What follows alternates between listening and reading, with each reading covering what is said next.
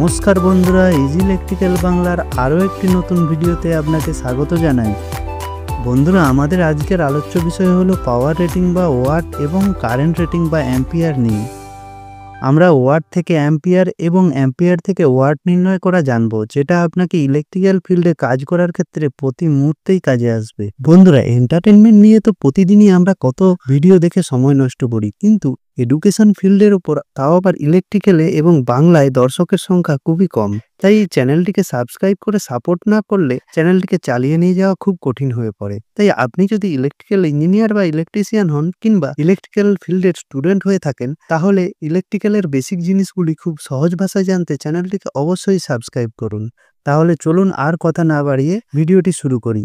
বন্ধুরা, সবার আগে বলে রাখি, যেমনটা আমরা সবাই জানি, অ্যাম্পিয়ার হলো কারেন্ট পরিমাপের একক বা ইউনিট এবং ওয়াট হলো পাওয়ার পরিমাপের একক বা ইউনিট।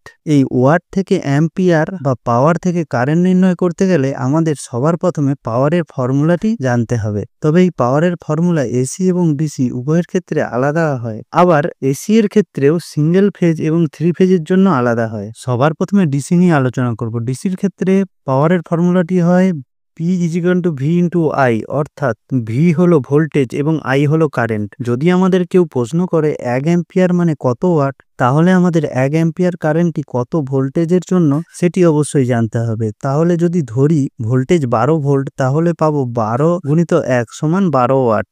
আবার ওই সেম 12 ভোল্টের জন্য যদি 5 অ্যাম্পিয়ার কারেন্ট হয়, তাহলে পাই 12 × 5 = 60 ওয়াট।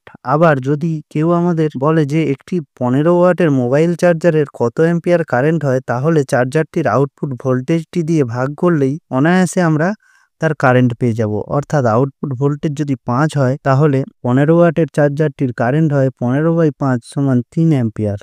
তবে সিঙ্গেল ফেজ এসি এর জন্য ফর্মুলাটি হয় পাওয়ার P = V × I cos φ, বা বলতে পারি পাওয়ার সমান ভোল্টেজ গুণিত কারেন্ট গুণিত পাওয়ার ফ্যাক্টর। এখন যদি আমাদের ওই লাইনের পাওয়ার ফ্যাক্টরটি জানা না থাকে, তাহলে স্ট্যান্ডার্ড পাওয়ার ফ্যাক্টর 0.8 ধরে হিসাবটি করতে হয়।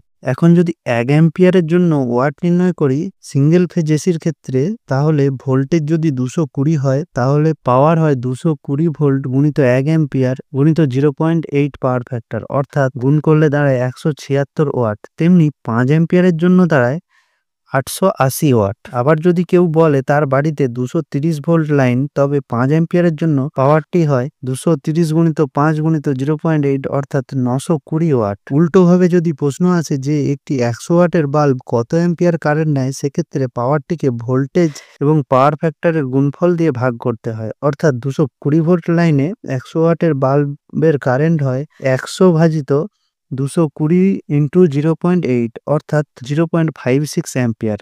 এবার আসি 3 ফেজের ক্ষেত্রে। ইন্ডাস্ট্রিয়াল ফিল্ডে যেটি সব থেকে বেশি আমাদের দরকার হয়, তো খুব মন দিয়ে ভিডিওটি দেখতে থাকুন।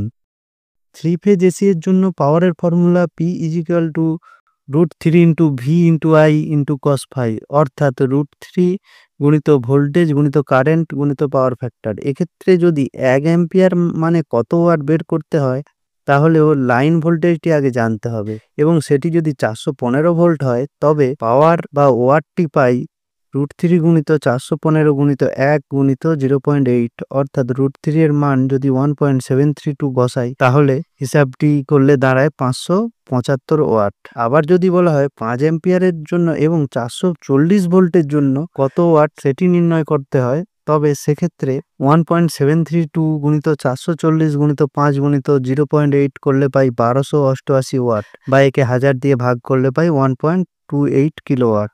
আবার ধরুন 15 কিলোওয়াট একটি 3 ফেজ মোটরের কারেন্ট বের করতে হবে, তবে সেক্ষেত্রে পাওয়ারকে √3 ভোল্টেজ এবং পাওয়ার ফ্যাক্টরের গুণফল দিয়ে ভাগ করলেই খুব সহজে তা পেয়ে যাব। ভোল্টেজ যদি 415 এবং পাওয়ার যদি 0.8 হয়, তবে 15 কিলোওয়াট বা 15 × 1000, অর্থাৎ 15,000 ওয়াট মোটরটির কারেন্ট হয় 26 অ্যাম্পিয়ার। তবে আপনার ইন্ডাস্ট্রিয়াল ফিল্ডের ক্ষেত্রে পাওয়ার ফ্যাক্টর যদি 0.8 এর থেকে কম বা বেশি হয়, তবে কারেন্টটি সামান্য এদিক ওদিক হতে পারে।